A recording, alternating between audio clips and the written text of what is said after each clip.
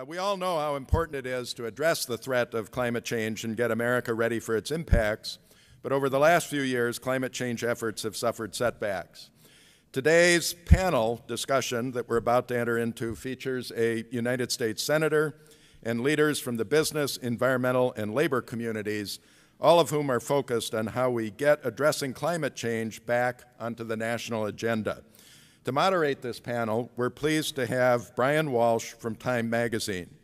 Mr. Walsh is a senior editor of Time, and he writes the Going Green column for Time and Time.com, and contributes to Time.com's environmental issues blog, Ecocentric. Please extend a warm welcome to our panel and to Brian Walsh from Time magazine.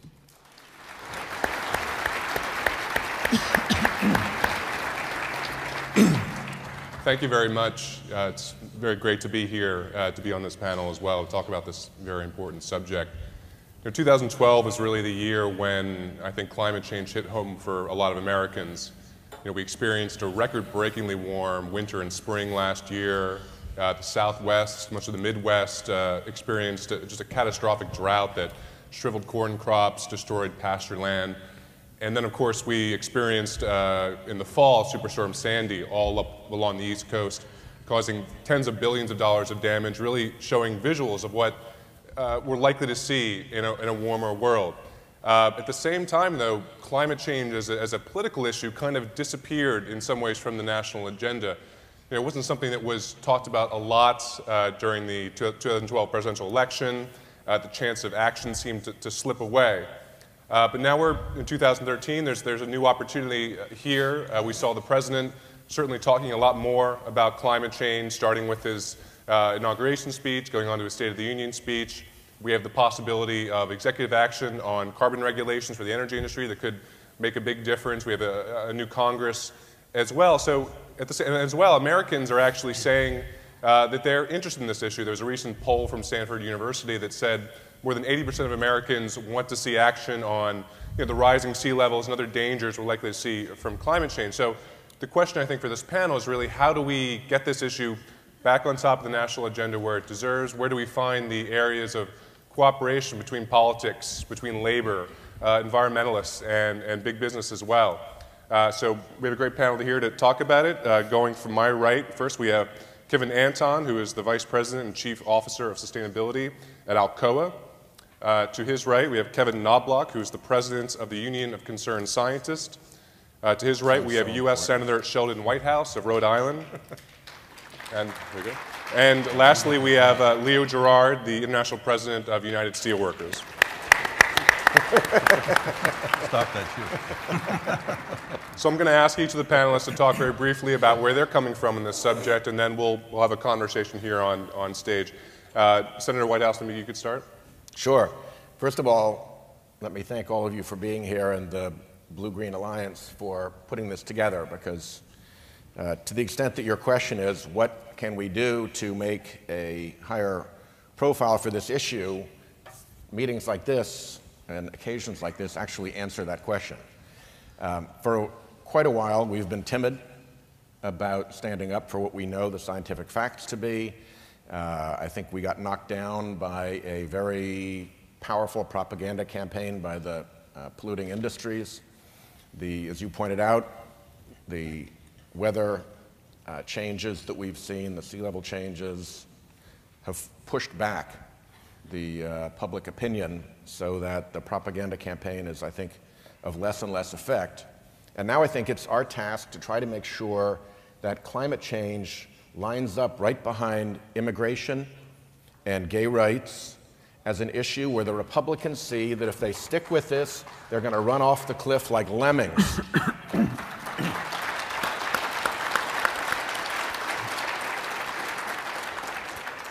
In that context, we have a practical problem, which is that the polluting industries own Congress.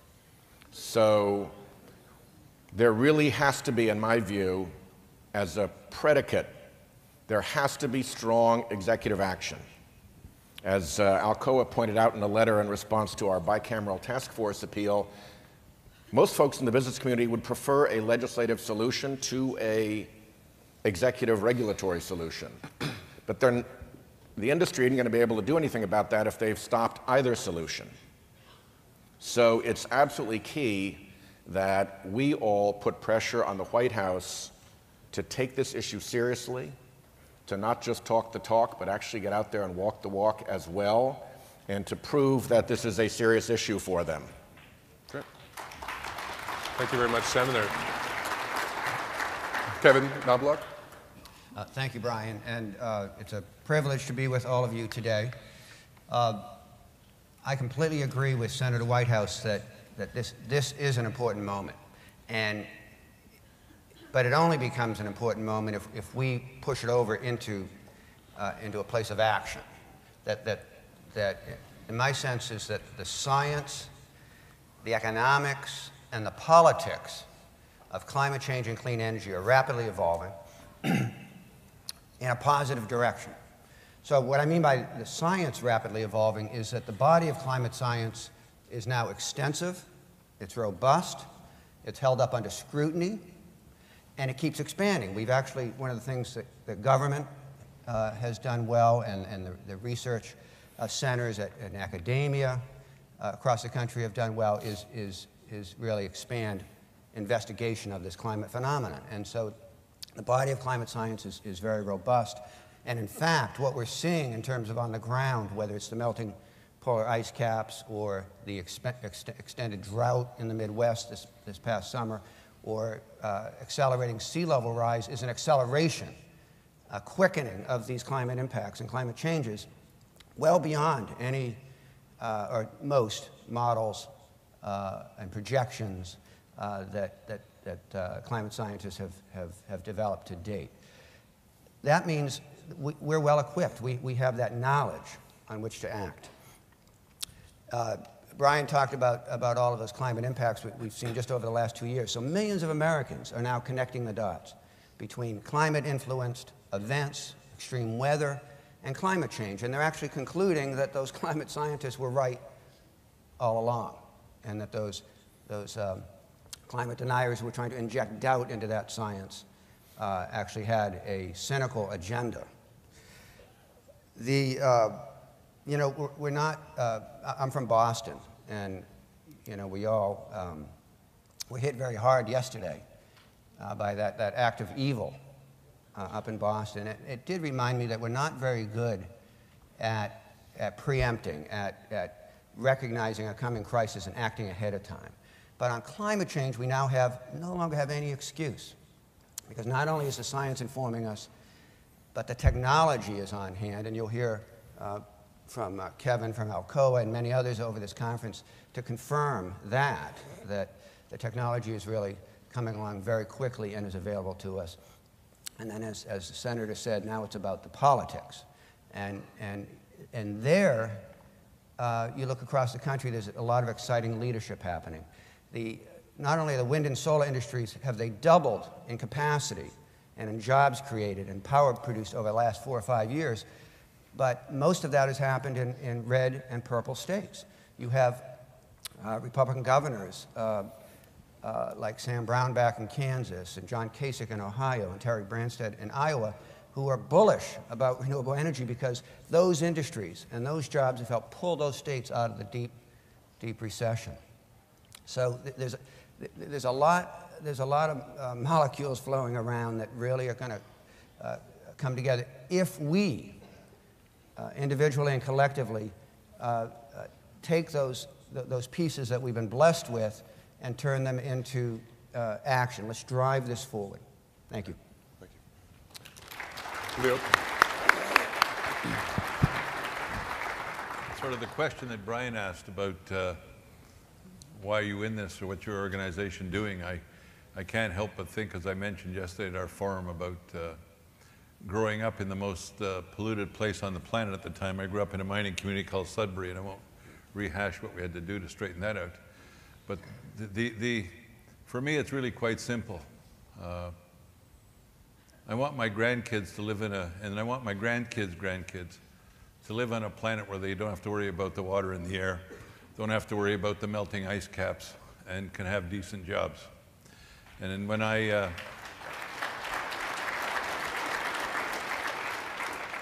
did my intro, I went through a long list of places where I call it the low-hanging fruit. If we do the things that we know we can do where the carbon is, we can reduce energy consumption, and we can take all kinds of greenhouse gases. I shouldn't talk about just carbon, all kinds of greenhouse gases out of the air. When Sheldon talked about the business community would rather have a legislative solution rather than a regulated solution, I couldn't help but think that we had a legislative solution.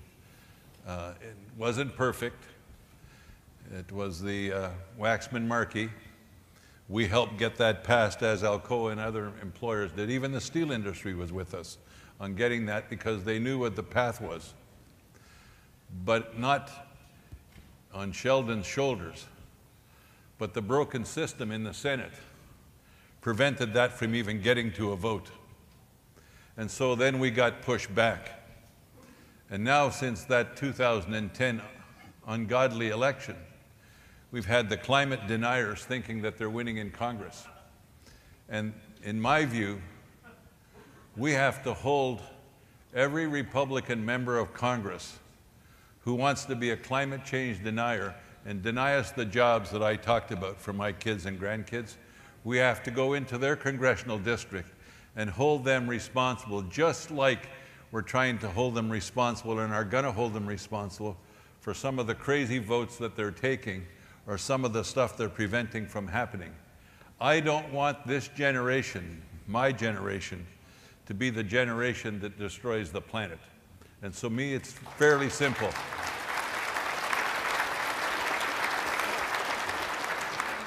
It's simple.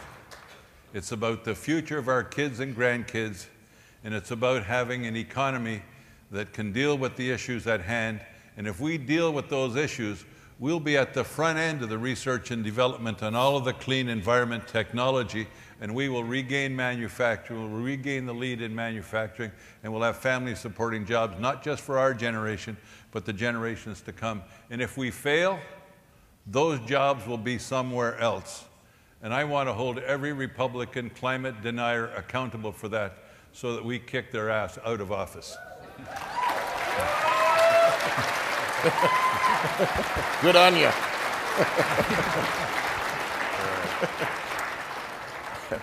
Senator, let me Trying to hold back, but oh, don't hold back. This is not the place for holding back. Senator, let me start with you. Leo talked about Kevin. Oh, sorry. Other Kevins. Sorry. Two Kevins. Yes. Right. I get the Kevins confused. Kevin, go ahead. Sorry. Thank you. Tough act to follow, Leo, but I'll do my best. Personally and inside of Alcoa, we believe that climate change is a global but solvable solution. We need to unleash the creative power of business, of labor, of academia, of the government to solve that problem. We need to start talking about this in terms of an opportunity, not a threat. Kevin and I were talking before in the green room about this. The CAFE standard is a great example of a well-crafted legislation where we've been able to create new regulation for miles per gallon in cars. And what did that do? That unleashed great expansions. We're going to put $300 million into our Davenport rolling mill to make automotive sheet for the car industry in the US. That production comes online later this year, 175 great high-paying jobs. The capacity is sold out. We're working on what's the next place to put the next capacity in this country. Those are jobs that didn't exist. We didn't need technology to create those jobs. The technology already existed. We needed a little bit of smart regulation to advance the car companies, create the dialogue in the company, and move forward. We don't need to be afraid of greenhouse gas reductions. In the Alcoa system in the US, with 2005 as a baseline measurement period, we've reduced our GHGs by 18% in that time period from 2005 to 2012. And that's at a like footprint. That's while we're actually adding jobs in those plants. We're not taking jobs away, we're able to add jobs. So smart companies, smart people, innovation can drive us there.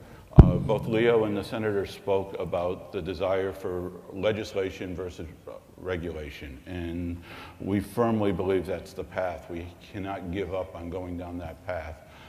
But that's where we get the innovation. If we have a regulation-only environment, we're afraid that that will not drive the innovation. When we can bring the innovation of the whole country to bear on this issue, we will find the right solutions. And for this generation, Leo said, we don't want to be the generation that, that destroys jobs and destroys the environment. We actually should turn that around and say, for us, climate change, for our generation, this is the equivalent of President Kennedy challenging the US to the moon. Why can't these organizations come together, bring innovation, and solve the problems? So a friend of mine reminded me of a proverb last week when I was at an aluminum association meeting. He said, if you want to go fast, go by yourself. If you want to go far, come together. And I think we've got the right group of people here to come together. So thank you. Right.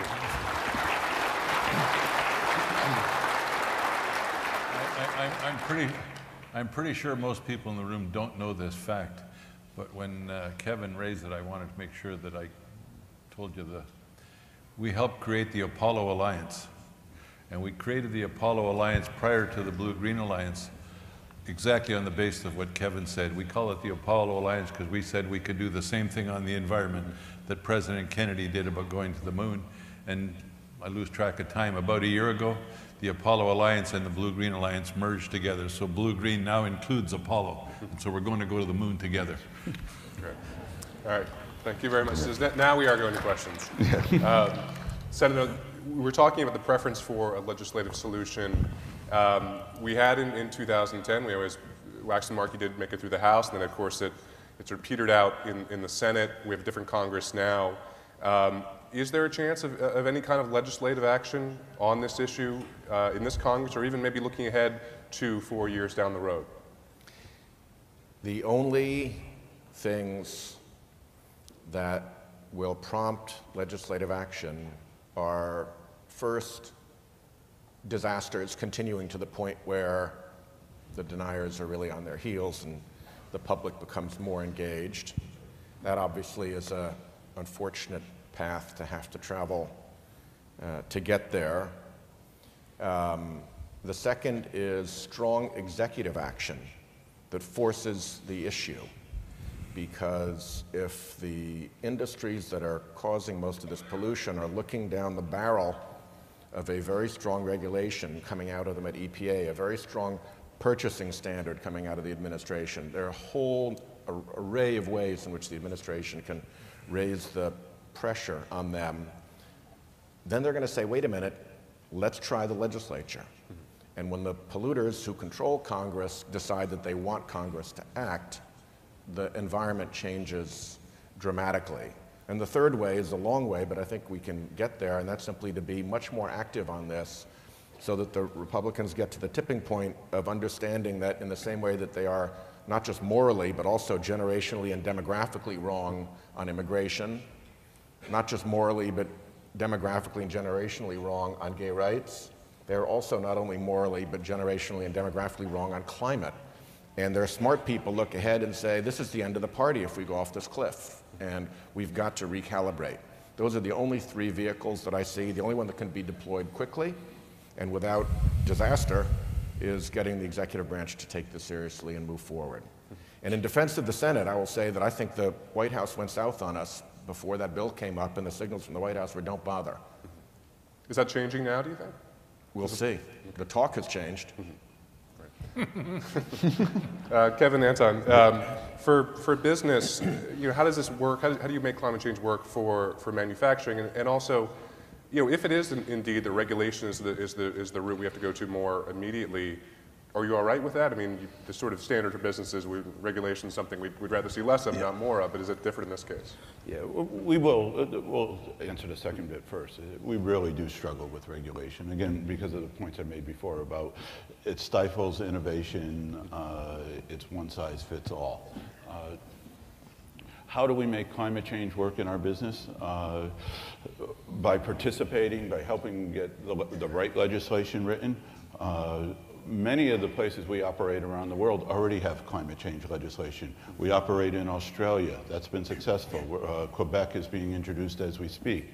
We also operate in Europe, where we see maybe not the best crafted rules and regulations are deindustrializing Europe. We need to make sure that that doesn't happen in this country.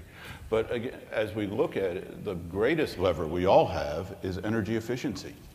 And you start to think about some of the results I talked about with the 18% reduction in GHGs. A lot of that is driven by process energy efficiency. And we have that coming from PhDs working very hard on our process control systems, down to making sure that the employees in our cast house are closing furnace doors as quickly as they can, running those furnaces as best they can, giving people the data to take decisions.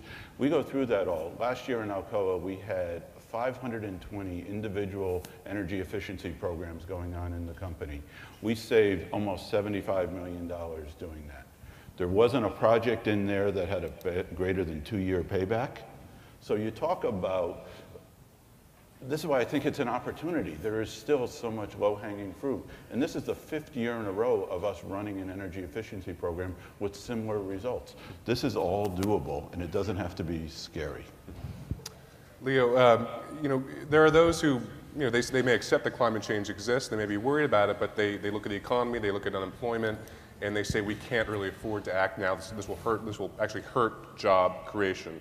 For you, I mean, how do you ensure that those climate change policies actually create those middle-class jobs that we really need and that we really want to get out of, you know, to get this economy going? First of all, I think that the people who are attempting to play that card are just wrong.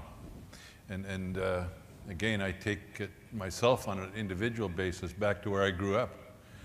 And every time we'd talk about cleaning up the workplace, the employer would say, well, you got to have a choice between good job and a clean environment.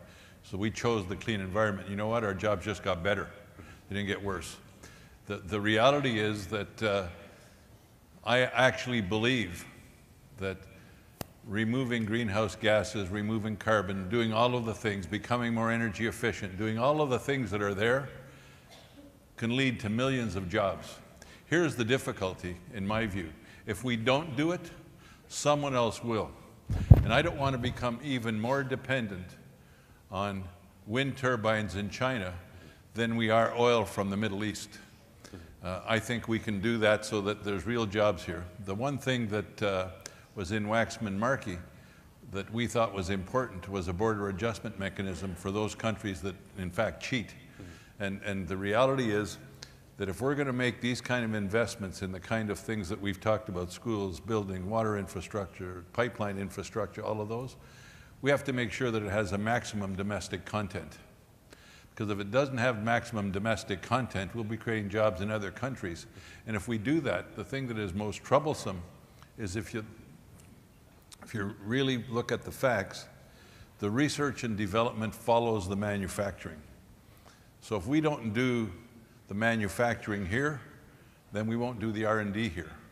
And if we don't do the R&D here, it'll only be a matter of years before we're so far behind that we're relying on someone else again for our, quote, renewable energy. There is no one who can stand and keep a straight face that can say, if we retrofit our schools, our water treatment plants, our pipelines, our public buildings, our mass transit, build wind turbines here, do energy efficient products here, there's no one that can look any of us in the room in the eye with a straight face and say that that will cost jobs. That's just plain old.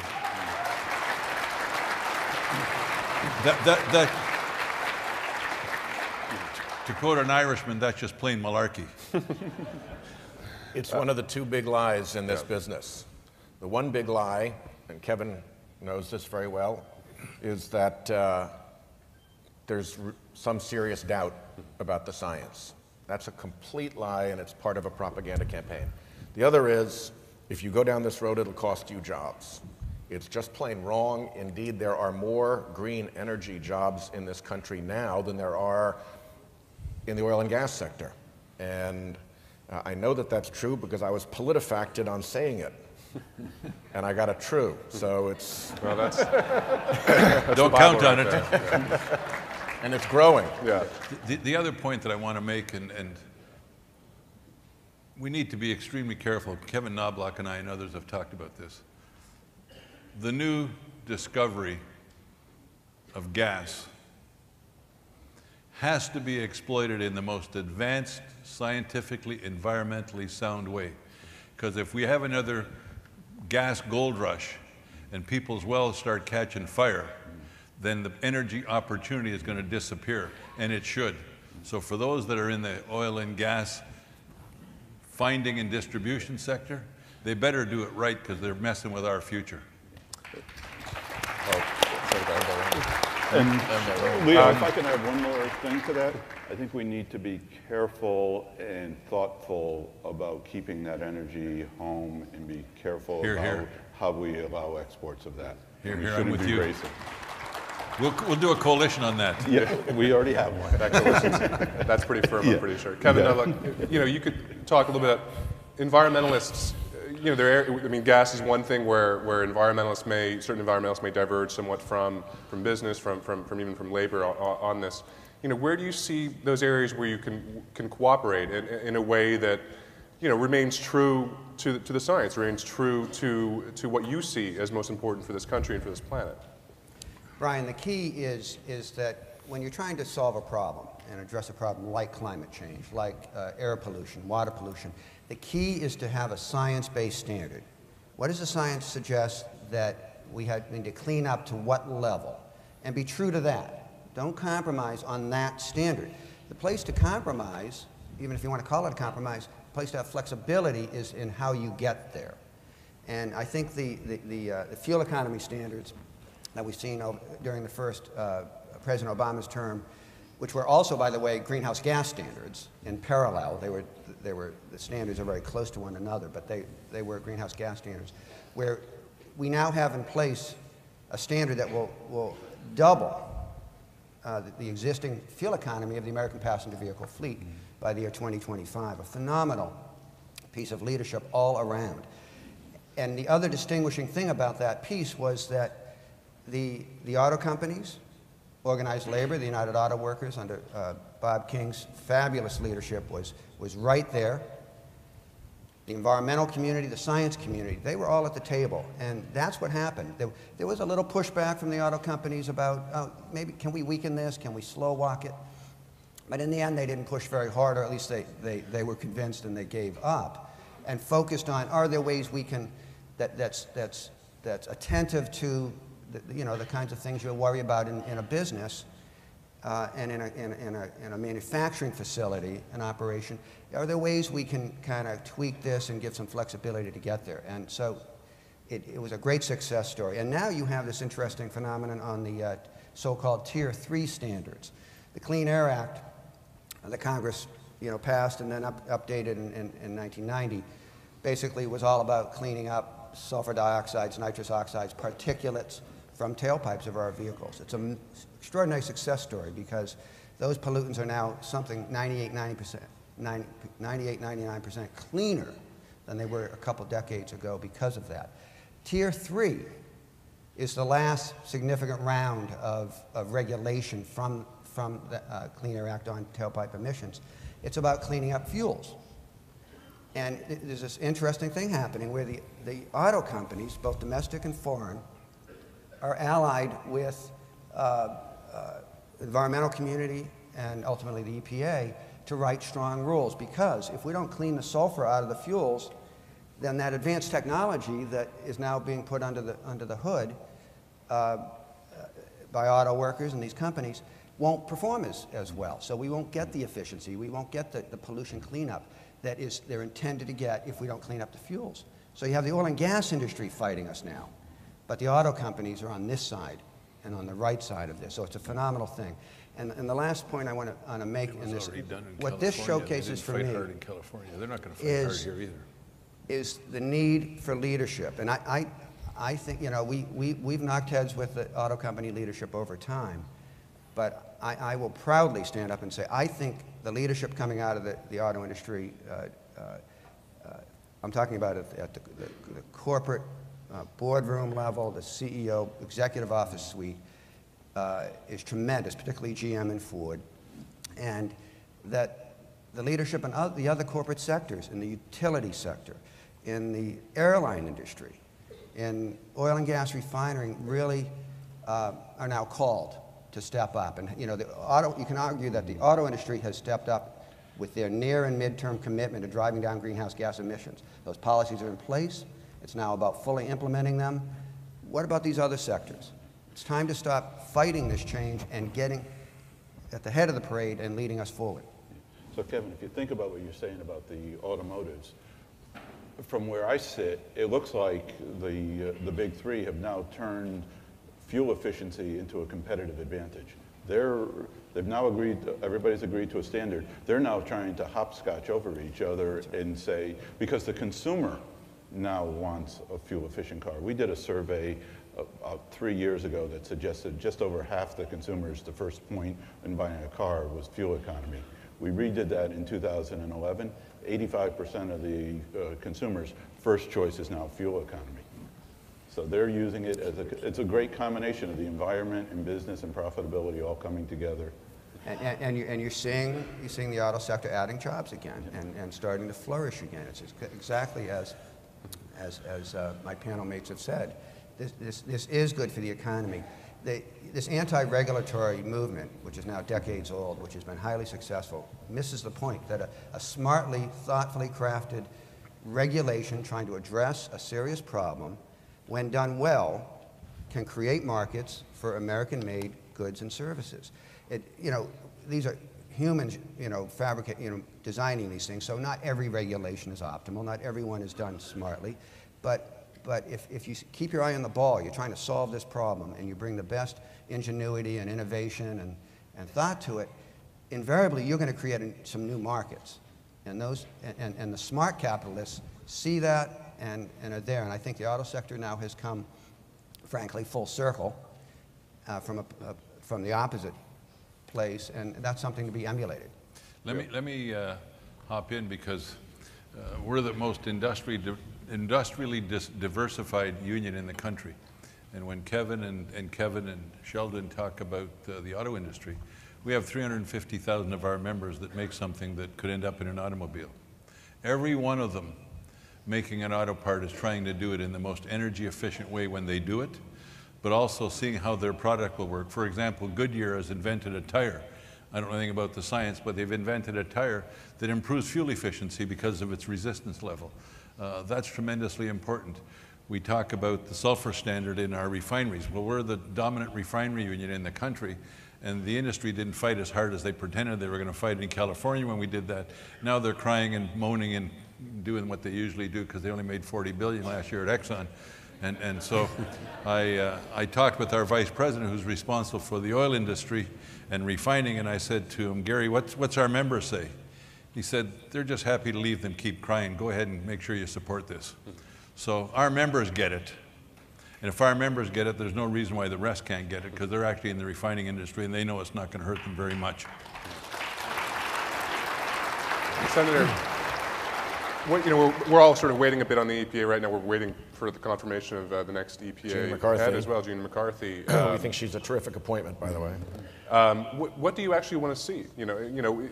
If the EPA does go forward on this, I mean, what would be best for this action, for ensuring that this one step that's within the president's authority can be taken that actually does push us further along this path we need to go?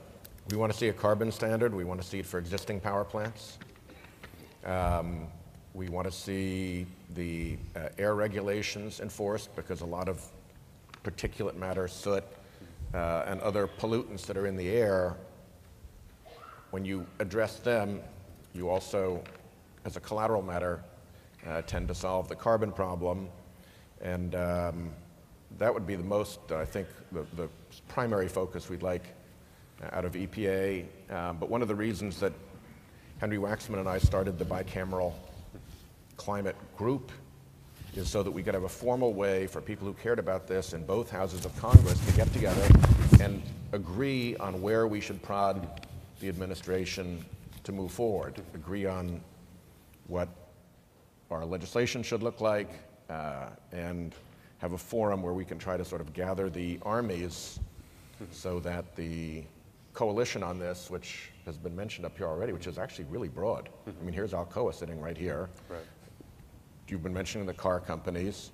Property casualty insurers are nuts on this subject. You've got the faith community out there. You've got hook and bullet conservation groups out there. So we want to organize all of that so that when the administration decides that they can pull the trigger on this, they're looking at armies that are ready to go.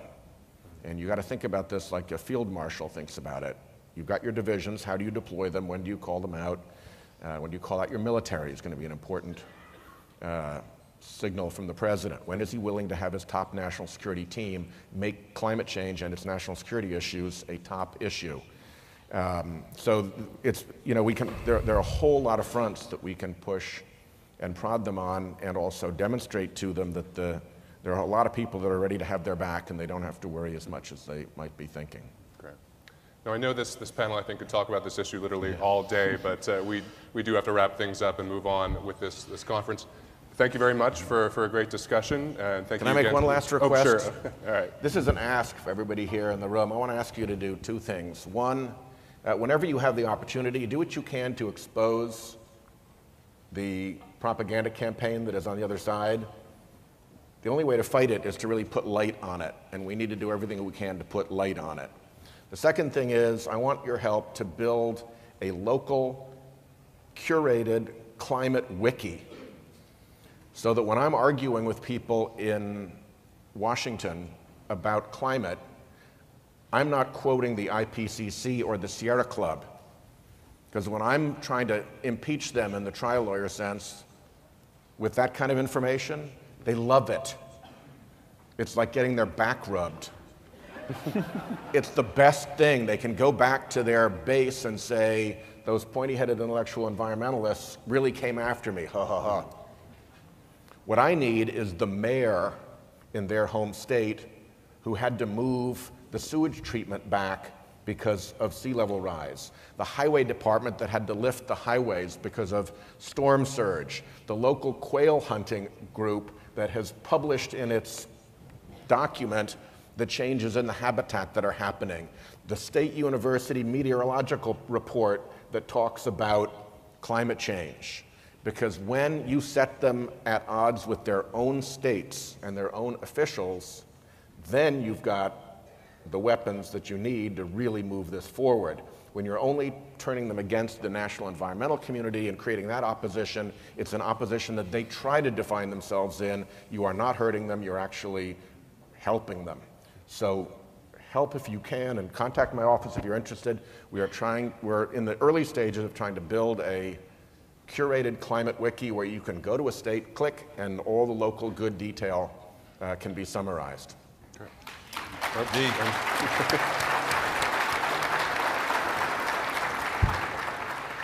Sheldon said he wanted to ask you for two things. He only asked you for one. I'm going to ask you for the other one. Expose the wiki. Jobs, jobs, jobs. Keep telling them that this isn't either or, it's both or neither. Thank you. All right. Again, thank you very much to the panel. Thank you to the Blue Green Alliance. Good job.